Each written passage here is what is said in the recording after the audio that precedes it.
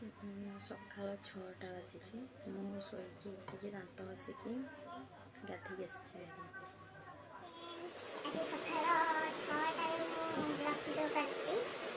ଆଉ ବାପା ସକାଳୁ ଯାଇକି ମାର୍କେଟରୁ ମାଛ ନେଇକି ଆସିଛନ୍ତି। ମାନେ ଗୋଟିକା ମାଛ, ଗୋଟେ ବଡ଼ ମାଛଟେ ଆଣିଥିଲେ।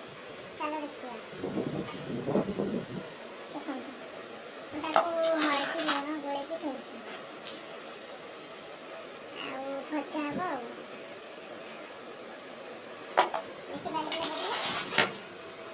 ଆଉ ଆମର ଛୁଆମାନେ ସବୁ ଶୋଇଛନ୍ତି, ଉଠି ନାହାନ୍ତି। ଶୋଇଛନ୍ତି, ଉଠି ନାହାନ୍ତି। ମୁନା ଉଠ, ସେ ଉଠିଲେ ଟ୍ୟୁସନ୍ ଯିବ। ଉଠ, ଉଠିଲେ ଟ୍ୟୁସନ୍ ଯିବ।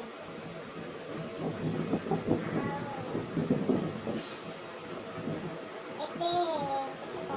6ଟା 17 ବାଜିଛି। 6ଟା ଦେଖନ୍ତୁ 17 ବାଜିଛି।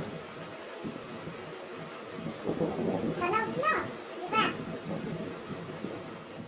ସ୍ୱାମୀ ଗୋଟେ ଲୋକ ଶୋଇଛନ୍ତି। ଦେଖ, ଅନ୍ଧାର ହେଇଛି, ଘର ତ ଦେଖାଯାଉନି। ଏଟା ପାଗଳ ଭଳିଆ କିଏ ଦେଖୁନ ମୋବାଇଲ ଧରିକି ଶୁଆ ହେଇଛି। ଆଉ ଉଠୁନାହାନ୍ତି। ଆଉ ଏଇନୁ ମାଛ ବୋଉ ଭାଜୁଛି, ମୁଁ ଖାଇବି।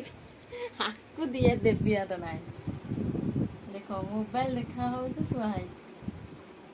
ଅନ୍ଧାର ହେଇଛି, ସେଥିପାଇଁ ଟର୍ଚ୍ଚ ଲାଇଟରେ ଦେଖଉଛି ମୁହଁରେ। ପାଟିରେ ପୁଡ଼ିଆ ବି ପଶିଛି। ଦେଖ, ଛେଳି ଚୋବେଇଲା ଭଳିଆ ଚୋବା ହଉଛି।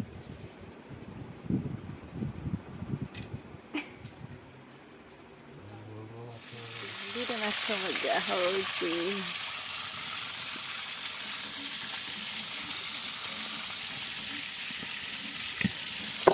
ଏଡ଼େ ବଡ଼ ମାଛ ଏତିକି ଦେଖାଗଲା ନା? ମୁଁ ତ କାଢିଛି ସବୁ।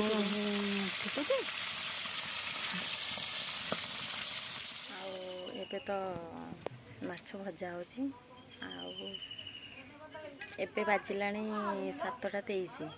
ମାଛ ଭଜା ହଉଛି। ଆଉ 8ଟା 9ଟା ବେଳକୁ ପଖାଳ ଖିଆ ହବ। ଆଉ ମୋର ତ ଜଣେ ଶୋଇଛନ୍ତି, ଆଉ ସେ ଉଠିଲେ ଯାଇକି ଯାହା ହବ ଆଉ। ମୁଁ କିନ୍ତୁ ଆଗ ଭଜା ହବ ଖାଇଦେବି। 2 ଖଣ୍ଡ ଯାଉଛି। ତମକୁ ବାଏ ବାଏ। ଆଉ ପଛରେ ଆଉ ଅଧଘଣ୍ଟା ଘଣ୍ଟାଏ ଗଲେ ଆଉ ଥରେ ବ୍ଲଗ୍ କରିବା।